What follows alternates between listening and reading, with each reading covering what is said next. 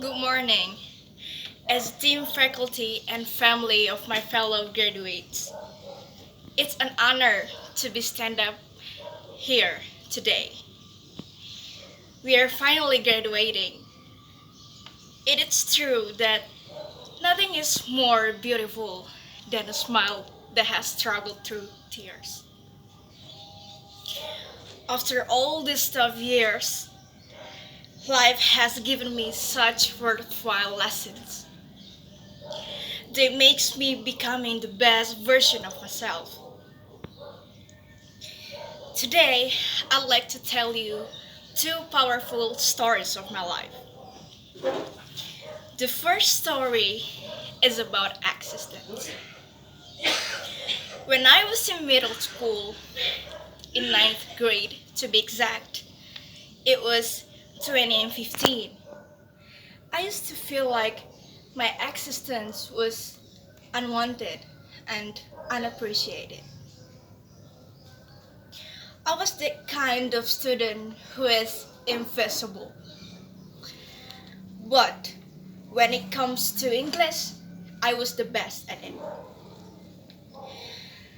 And there comes a day when I supposed to be in my class, but I wasn't. I was in another class instead. And when it's time for every students to go home because the class is finally over, I accidentally met one of my classmates. And you know what? She said to me, Uh, so you weren't in class this morning? Seems just the same, with or without you. It was really heartbreaking for me. But all I can respond that day, I smiled back and I said, I know, right?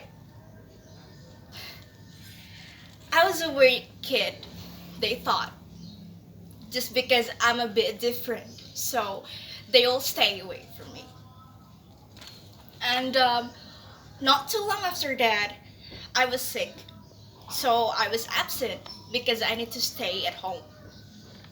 And the next day after that, I went to school, I went to my class, and still the same person that told me earlier that the class was just the same with or without me, she came to me and she said, "Why did you absent yesterday? There was an English assignment and it was really hard. We'd always count on you when it comes to English."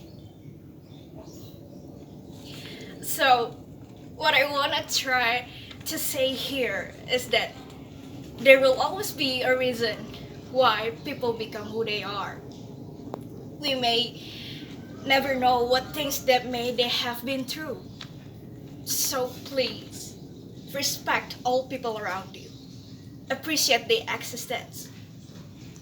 Don't hurt anyone, since everyone is filled with enough of it. And for all those people who is experiencing the same way as me, if they can't appreciate your presence, then let them feel your absence. The second story that I want to share with you is how I deal and overcome with pain. I've been through a lot in my life. 5 years ago was the lowest point in my life. The world seemed too cruel for me, a 15 teenage-year-old kid me. And whenever I am in a mental breakdown, I always keep these words in my mind. You didn't come this far to only come this far, did you? And it always hits me hard. 2015 was the toughest year, yet it gives me lots of lessons. Now that I believed one of those famous quotes, "What doesn't kill you will only make you stronger." And it did. It made me into a stronger person each day. 5 years ago, I thought that I would never met the year, that I would never pass the year because it was too impossible for me that day. But look, here I am, standing up for myself here in front of you for my graduate. The pain has grown me and it shaped me into becoming the best version of myself. So, for all those tired yet kind souls up there, please don't ever stop believing in fairy tales. Not because you're still young, but believe that there will always be your own happily ever after in the perfect right time for you. So, I have spoken so far about how pain has grown me. So, here is my tricks of how I deal with pain.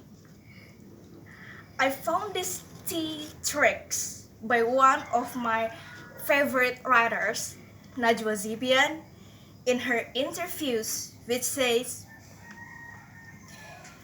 "The pain will keep no king, and if you don't, just say, you know what? Pain, life has thrown pain at me. I can't keep ignoring it. I need to allow it in. I have to understand why it hurts so much. And that's difficult. No one wants to feel pain. No one wants to be in pain. But this is the nature of life. So I treat it as a visitor. I say, you're welcome in, but you're not welcome to stay. You're welcome to have a tea with me. We'll talk about this, and then you leave. Because I'll have another visitor, which is happiness." Thank you all very much. I had a great 4 years with you, and I will miss you all so much.